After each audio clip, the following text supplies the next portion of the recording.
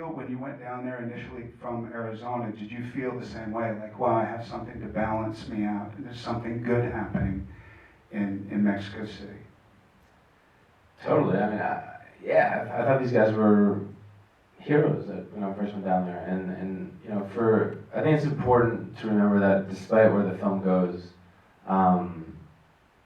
that for years, for decades, people in Mexico, especially when you get outside of Mexico City, when you get into Michoacan, when you get into other states outside of Mexico City, they walk around shrouded in fear. The idea of even muttering the name of the cartel was unheard of, let alone standing up and speaking out, or fighting back, or standing in a town square in front of thousands of people and pointing at the head of the cartel and saying, I'm coming after you. I mean, it's like an unheard of concept. And so I think it's important to remember that despite how the film develops, that's is born out of this idea of government institutions failing, and the very institutions that are there to protect the people either weren't there, or when they are there, they're in collusion with the cartel. It was a lawless world, and they had no one to turn to. That scene in the beginning when the auto defenses take the town, and the army comes in and disarms the auto defenses, and then the townspeople surround the army and kick out the army. There's a beautiful young woman screaming at the army, and we got to know her afterwards. Her whole family was killed by the cartel. Her parents, her father was on a respirator, her two brothers, and she was too scared to even go to the police. She's too scared that the police were either being paid by the cartel, or the cartel, or tell the cartel. And so, that's where this movie started.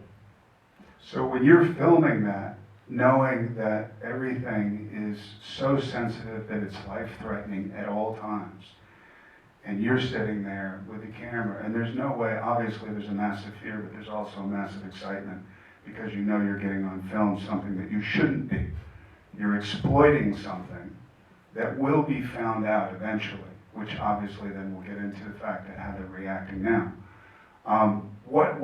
What allowed you to be able to do that? I mean, is it a level of fame? Are they sitting there and loving the idea that you're filming them, that they're going to be famous and that's the whole point? It just seems like everybody's greed and everybody's ego is starting to bubble, and that's the thing that you hope that not everybody succumbs to, but everybody does. I think, first of all, they're living in sort of life and death situations. So I think my presence, at first, they wondered who this gringo was who came down to film them, and they actually called me El Gringo after a couple months. But, they had a lot bigger things to worry about than me, and I think one of the things that allowed me to get into the places that I got into, get into the dark corners that I got into. I'm not a war reporter. I've never been in situations like this before. But But you are now. I am what I am. I don't know what I am, but I just wanted to tell a story, and it happened to be this one.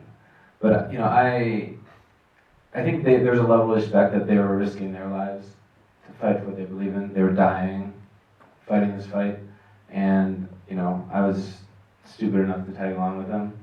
And so I think there's a level of respect of, you're risking your life to tell the story. So there's a sort of deep respect there.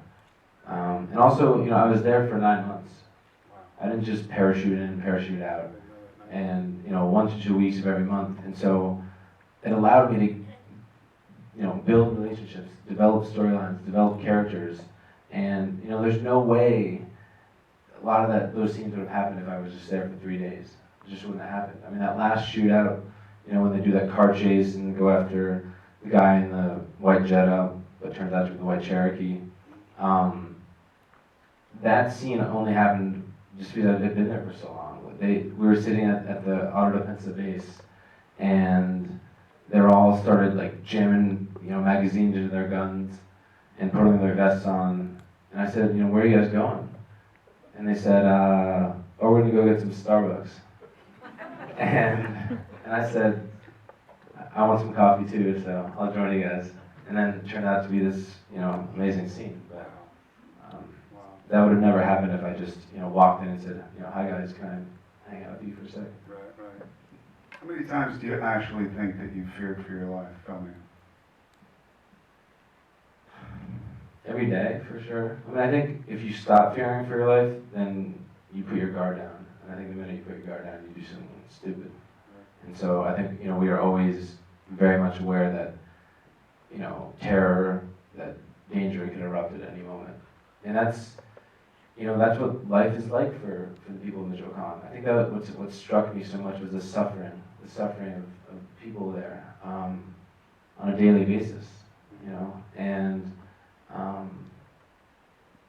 there's a moment in the film when after the doctor comes home and it's this big homecoming, and it seems like things are going to be good for a moment, and the townspeople, there's a moment when we get rid of the natural sound, the music plays, and these two teenage couples are dancing.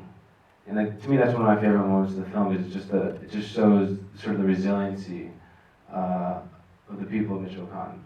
This is not traditional warfare. This is incredibly amorphous warfare, in which they deal with this on a daily basis, and they still live their lives. They still go out and dance in the streets, even though there might have been a shootout that morning. Well, I think you're a brave soul.